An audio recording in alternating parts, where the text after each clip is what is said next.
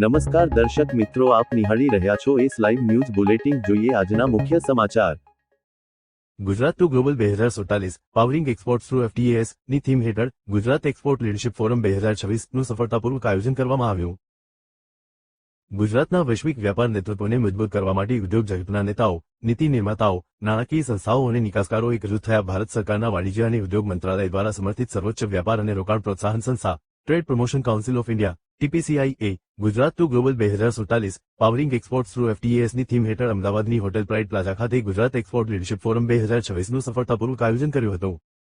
આ ફોરમમાં વરિષ્ઠ સરકારી અધિકારીઓ, ઉદ્યોગ જગતના નેતાઓ, નિકાસકારો, MSME, નાણાકીય સંસ્થાઓ, લોજિસ્ટિક્સ નિષ્ણાતો, વ્યાપાર વ્યવસાયિકો અને નીતિ નિર્માતાઓને એકસાથે લાવવામાં આવ્યા હતા, જેથી ગુજરાતની નિકાસ સ્પર્ધાત્મકતા વધારવા અને ભારતના વિકસિત ભારત 2047ના વિઝનમાં તેના યોગદાનને વેગ આપવા માટેની વ્યૂહરચનાઓ પર ચર્ચા કરી શકાય.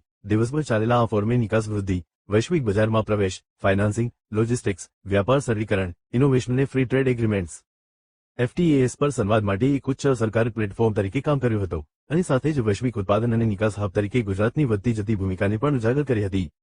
આમંત્રિત મહાનુભાવોનું સ્વાગત કરતા TPCI Gujarat state committee on MSME export promotion and market એક્સેસના ચેરમેન અને જ્યોતિ CNC ઓટોમેશન લિમિટેડના પ્રેસિડેન્ટ હિમાંશુ શાપરિયાએ ભારતના અગ્રણી નિકાસકર્તા રાજ્ય તરીકે ગુજરાતના સ્થાન પર પ્રકાશ પાડ્યો હતો અને MSMEની સ્પર્ધાત્મકતા મજબૂત કરવા, ફ્રી ટ્રેડ એગ્રીમેન્ટ્સનો લાભ ઉઠાવવા અને સરકાર, ઉદ્યોગ, નાણાકીય સંસ્થાઓ અને વ્યાપારી સંસ્થાઓ વચ્ચે મજબૂત સહયોગને પ્રોત્સાહન આપવાના મહત્વ પર ભાર મૂક્યો હતો. તેમણે તાજેતરમાં જાહેર કરાયેલી ગુજરાત ઔદ્યોગિક નીતિ 2026 માટે ગુજરાત સરકારને અભિનંદન પાઠવ્યા હતા અને નોંધ્યું હતું કે એડવાન્સ મેન્યુફેક્ચરિંગ, ઉભરતી ટેકનોલોજી, MSME વિકાસ, ઇનોવેશન અને ગ્લોબલ વેલ્યુ ચેઇન્સમાં એકીકરણ પર તેનું ધ્યાન ગુજરાતની પસંદગીના રોકાણ, ઉત્પાદન અને નિકાસ ડેસ્ટિનેશન તરીકેની સ્થિતિને વધુ મજબૂત બનાવશે. તેમણે કહ્યું, ગુજરાત એક્સપોર્ટ લીડરશિપ ફોરમ મુખ્ય હિતધારકોને એકસાથે લાવવા અને ગુજરાતના નિકાસલક્ષી વિકાસ અને વૈશ્વિક નેતૃત્વ માટે સામૂહિક રીતે એક રોડમેપ તૈયાર કરવા માટે એક મૂલ્યવાન પ્લેટફોર્મ પૂરું પાડે છે. ગુજરાત ટુ ગ્લોબલ 2047ના વિઝનને સાકાર કરવા માટે મજબૂત સહયોગ, ઇનોવેશન અને આપણા ઉદ્યોગો, ખાસ કરીને MSMEની સ્પર્ધાત્મકતા વધારવાની દિશામાં સહિયારી પ્રતિબદ્ધતાની જરૂર પડશે. નેધરલેન્ડ્સની પોર્ટ ઓફ રોટરડેમ ઓથોરિટીના ઇન્ડિયા એન્ડ સાઉથ એશિયાના ચીફ રિપ્રેઝેન્ટેટિવ અમલાન બોરાએ ભારપૂર્વક જણાવ્યું હતું કે વિકસિત ભારત 2047 તરફની ભારતની યાત્રા માત્ર ઉત્પાદન ક્ષેત્રે ઉત્કૃષ્ટતાથી જ નહીં પરંતુ વૈશ્વિક મૂલ્ય શૃંખલાઓ સાથે સિમલેસ જોડાણ દ્વારા સંચાલિત થશે. ગુજરાત અને રાજસ્થાનના British deputy high commissioner Steve હિકલિંગે આંતરરાષ્ટ્રીય ભાગીદારીના વધતા મહત્વ અને ભારત યુકેના વિસ્તૃત આર્થિક સહયોગમાંથી ઊભી થતી તકો પર ભાર મૂક્યો હતો. તેમણે નોંધ્યું, ભારત યુકે આર્થિક ભાગીદારી ગુજરાતના વ્યવસાયો માટે, ખાસ કરીને એડવાન્સ મેન્યુફેક્ચરિંગ, ઇનોવેશન, સસ્ટેનેબિલિટી અને વૈશ્વિક વ્યાપારમાં નોંધપાત્ર તકો રજૂ કરે છે. મુખ્ય સંબોધન આપતા JSFCના મેનેજિંગ ડિરેક્ટર ડો. રાજેન્દ્ર કુમાર IAS ઇનોવેશન અને R&Dમાં ગુજરાતની સંભાવનાઓને ઉજાગર કરી હતી અને તમામ MSMEને સહયોગી સપ્લાય ચેઇન વિકસાવીને સ્પર્ધાત્મક બનવા અને વૈશ્વિક બજારો માટે ગુણવત્તા પ્રત્યે સભાન બનવા વિનંતી કરી હતી.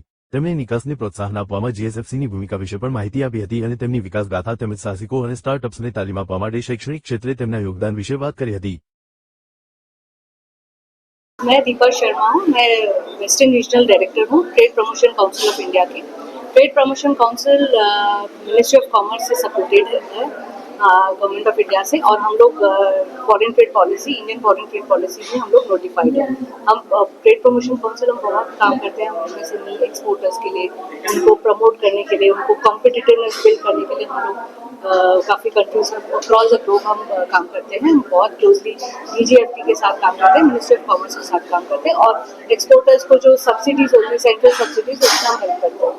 ये फोरम हमने ऑर्गेनाइज किया है, एक्सपोर्ट लीडरशिप फोरम, जिसमें अभी जो रिसेंट FTAs अनाउंस हुए हैं उसमें उनको इम्प्लीमेंट करने के लिए MSMEs को क्या क्या अपॉर्चुनिटीज़ है, क्या क्या चैलेंजेस हैं, क्या लिटिगेशंस है, वो एड्रेस करने के लिए हमने ये फोरम ऑर्गेनाइज किया है.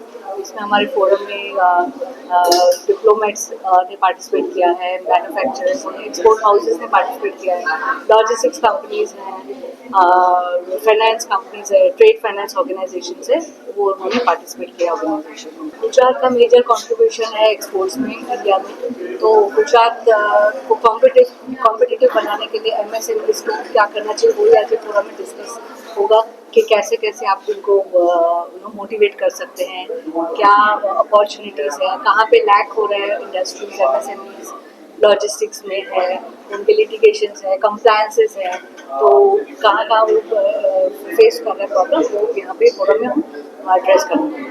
तो गुजरात का बहुत कंट्रीब्यूशन है अक्रॉस द ग्लोब FTAs को इम्प्लीमेंट करने के लिए. गुजरात काफ़ी बड़ा रोल प्ले करता है काफ़ी सारे सेक्टर्स में, केमिकल्स है, टेक्सटाइल्स है, रिन्यूएबल एनर्जी है, इंजीनियरिंग है, तो उसमें गुजरात बहुत बड़ा इम्पोर्टेंट रोल प्ले कर रहा है. મારો ફ્યુચર પ્લાન ઘણા બધા છે, પણ હું અહીંયા બધા જ પ્લાન જાહેર ના કરી શકું. અમે એક્સપોર્ટ ઉપર ભાર મૂકીએ છીએ અને જીએસએફસી જે દેશના ગ્રોથમાં લગાતાર ભાગીદાર રહેશે. 1963માં સ્થાપના થઈ છે, જે ઓલ્ડેસ્ટ પીએસયુ છે ગુજરાતના, અને બીજા જેટલી પણ કંપની ગવર્મેન્ટ ઓફ ગુજરાતે સ્થાપિત કરી છે બધામાં હોલ્ડિંગ કંપની છે. એ દરેક B2B કનેક્શન હોય છે. અમે ઇન્ડસ્ટ્રીયલ એક્સપોર્ટર છીએ. અમારા જે પ્રોડક્ટ્સ છે બધા and user and consumers export ના કરે, ઇમ્પોર્ટ ના કરે. અમારા પ્રોડક્ટ્સ બીજી ઇન્ડસ્ટ્રીમાં ઇનપુટ તરીકે જાય છે. We are bulk manufacture and bulk exporter. આ ઉદ્ઘાટન સત્રએ ગુજરાતને અગ્રણી વૈશ્વિક ઉત્પાદન અને નિકાસ હબ બનવાની મહત્વાકાંક્ષાને સાકાર કરવા માટે દૂરદર્શી નીતિ નિર્માણ, ઇન્ફ્રાસ્ટ્રક્ચર ડેવલપમેન્ટ, ઇનોવેશન, સસ્ટેનેબિલિટી, આંતરરાષ્ટ્રીય સહયોગ અને ખાનગી ક્ષેત્રોની ભાગીદારીના મહત્વને રેખાંકિત કર્યું. પેનલ ચર્ચાએ ગુજરાત 2047 ભારતની વૈશ્વિક સ્પર્ધાત્મકતા અને નિકાસ નેતૃત્વને મજબૂત બનાવવું. ન્યૂઝ કેપિટલ નેટવર્કના કોફાઉન્ડર મૌલિક ઠક્કર દ્વારા સંચાલિત આ પ્રથમ પેનલ ચર્ચામાં વૈશ્વિક સ્તરે સ્પર્ધાત્મક મેન્યુફેક્ચરિંગ, લોજિસ્ટિક્સ અને એક્સપોર્ટ પાવરહાઉસ તરીકે ગુજરાતના લાંબા ગાળાના વિઝન પર વિચાર વિમર્શ કરવામાં આવ્યો.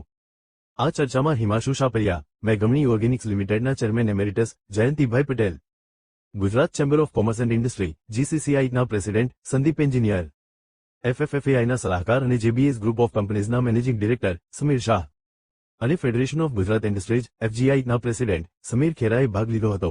પેનલિસ્ટ્સે વૈશ્વિક સપ્લાય ચેઇનમાં આવતા બદલાવો, ઔદ્યોગિક સ્પર્ધાત્મકતા, લોજિસ્ટિક્સ કાર્યક્ષમતા, માળખાગત વિકાસ, ટેકનોલોજી અપનાવવા, MSME વૃદ્ધિ અને વૈશ્વિક મૂલ્ય શૃંખલાઓમાં ગુજરાતના એકીકરણ પર વિસ્તૃત ચર્ચા કરી. ચર્ચાએ સર્વસંમતિ સાથે પૂર્ણ થઈ કે ગુજરાત આગામી 2 દાયકામાં ઉત્પાદન, લોજિસ્ટિક્સ, ઇનોવેશન અને નિકાસ ક્ષેત્રે વૈશ્વિક નેતા તરીકે ઉભરી આવવા માટે અનોખી રીતે સક્ષમ સ્થિતિમાં છે. પેનલ ચર્ચા 2 ગુજરાતના MSME નિકાસ પરિવર્તન માટે ફાઇનાન્સિંગ. નયન પરીખ એન્ડ કન્સલ્ટન્ટ્સના મેનેજિંગ ડિરેક્ટર નયન પરીખ દ્વારા સંચાલિત બીજી પેનલ ચર્ચા MSMEને તેમની નિકાસ વૃદ્ધિની સફરમાં ટેકો આપવા માટે જરૂરી ફાઇનાન્સિંગ સોલ્યુશન્સ પર કેન્દ્રિત હતી. આ પેનલમાં સેબીના general manager Naresh Babuta, exim બેંકના ડેપ્યુટી જનરલ મેનેજર અને regional head Kapil Pandya, ECGC લિમિટેડના EGM અને બ્રાન્ચ હેડ સાકેત કુમાર, કોટક મહિન્દ્રા બેંકના regional head treasury derivative sales Chikkar Patel અને national stock exchange of India લિમિટેડના senior manager primary market relationship SMA listing Jigar Nayak સામેલ હતા. ચર્ચાઓ એક્સપોર્ટ ફાઇનાન્સ, ક્રેડિટ એક્સેસિબિલિટી, નિકાસ વીમો, વિદેશી હુંડિયામણ જોખમ વ્યવસ્થાપન, મૂડી બજારની તકો, SME લિસ્ટિંગ અને નિકાસલક્ષી વ્યવસાયોને વિસ્તૃત કરવા માટેના નવીન ધિરાણ ઉકેલોની આસપાસ કેન્દ્રિત હતી. પેનલિસ્ટ્સે ગુજરાતના MSMEની નિકાસ ક્ષમતાને અનલોક કરવા માટે વધુ જાગૃતિ, નાણાકીય ઉત્પાદનોની સરળ સુલભતા અને મજબૂત સંસ્થાકીય સમર્થનની જરૂરિયાત પર ભાર મૂક્યો હતો. પેનલ ચર્ચા 3 FTAs અને ગ્લોબલ માર્કેટ એક્સેસની તકો અને કમ્પ્લાયન્સનો લાભ લેવો.